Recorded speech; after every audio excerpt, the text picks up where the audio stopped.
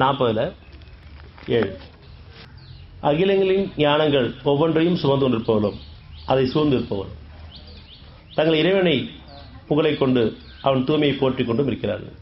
அது மனிதர்கள் இருக்காங்க, ஞானம் கொடுக்கப்பட்டவங்க, தூர்களாக இருக்காங்க, சாட்சியாக இருக்காங்க. அவங்க ஒவ்வொருத்தரும் தன்னுடைய தனக்காகவும் தன் குடும்பத்துக்கும் சமுதாயத்துக்கும் எப்பயுமே பிரார்த்தனையோடு இருப்பாங்க. இரவும் பகலும் விடாத பாவமடி போடவும், தூங்குறதை தவிர மற்ற எல்லா நிலையும் பாவமடி போடவும், நன்மையை நாடியவர்களாகவும் நன்மை விரும்பியவர்களாகவும் ஞானங்களுக்காகவும் இறைவன் ஒப்படைச்சு வருவாங்க. அவர் மீது நம்பிக்கை கொண்டவர்களாக மற்ற நம்பிக்கை கொண்டவர்களுக்காக மன்னிப்பு கோருகின்றார். நம்ம பாவத்துக்கு மன்னிப்பு கேட்டு இருப்பாங்க. பாவங்களில் போயிட்டு இணைவில் போயிட்டுருக்கோம், மனைச்சியில் போயிட்டுருக்கோம், மாணிக்கையில் போயிட்டுருக்கோம், எல்லாத்துக்கும் மன்னிப்பு கேட்டுருக்காங்க.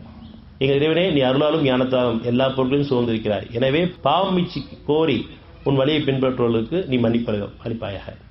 நான் என்ன பாவம் பண்ணேன் அப்படின்னு கேட்கறவங்க கிடையாது. யார் பாவம் பண்ணிட்டு இருக்குன்னு உணர்றாங்களோ, அதை மீத விரும்புகிறாங்களோ அவங்களுக்கு மன்னிப்பு அளிப்பாங்க. நான் யாருக்கு எந்த பாவம் பண்ணலையே, நிச்சயமாக இப்போ தான் பாவம் அதிகமாக இருக்கும்.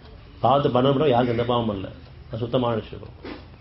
ஆனால் யார் பாவத்தை உணர்றாங்களோ, அதை ஒத்துக்கிறாங்களோ, அதை அப்படி ஒப்படைக்கிறாங்களோ, மீத விரும்புகிறாங்களோ அவங்களுக்காக எல்லா வானருடைய பிரார்த்தனை இருக்குது, தூருடைய பிரார்த்தனை இருக்குது, சாட்சியாளர் எல்லாருடைய பிரார்த்தனை இருக்குது. இதெல்லாம் தான் நான் பாதுகாத்துட்டு இருக்கு. உன் வழியை பின்பற்றுவதற்கு நீ மன்னிப்பளிப்பாயாக, இன்னும் அவருடைய நரக வேதனை காத்தல்வாயாக.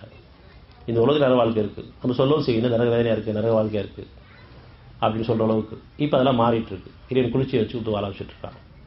எங்கள் இறைவனே, நீ அவளுக்கு வாக்களித்திருக்கும் நிலையான சொர்க்கத்தில் அவர்களையும் அவர்கள் மூதார்களையும் அவர்கள் மனைவர்களிலும் அவர்கள் சந்ததிகளிலும் நன்மை செய்வரையும் பிரவேசிக்க செய்வாயாக.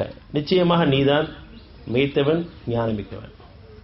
இன்னும் அவர்கள் தீமையிலிருந்து காப்பாயாக. அந்நாளில் நீ யாரை தீமையிலிருந்து காத்துக் கொள்கிறாயோ அவர்களுக்கு நிச்சயமாக நீ அருள் புரிந்து விட்டாய். அதுவே மகத்தான வெற்றியாகும். இன்னைக்கு வாழ்க்கையில் வெற்றியெல்லாம் பொருள் பொருள் பொருள் பொருள் அடைஞ்சிட்டா வெற்றி, செட்டில் ஆகிட்டேன், சேஃபாக இருக்கேன் சொல்லிட்டு இருக்கோம். நம்ம இலக்கிய பொருளாக தான் இருக்குது. வாழ்க்கையில் வெற்றி தீர்வது விலது. நம்முடைய உணர்ச்சியிலிருந்து மீண்டும் உணர்வில் வாழ்றது வெற்றியான வாழ்க்கை. அப்படி என்னைக்கான உணர்ந்து பார்த்துருப்போமா?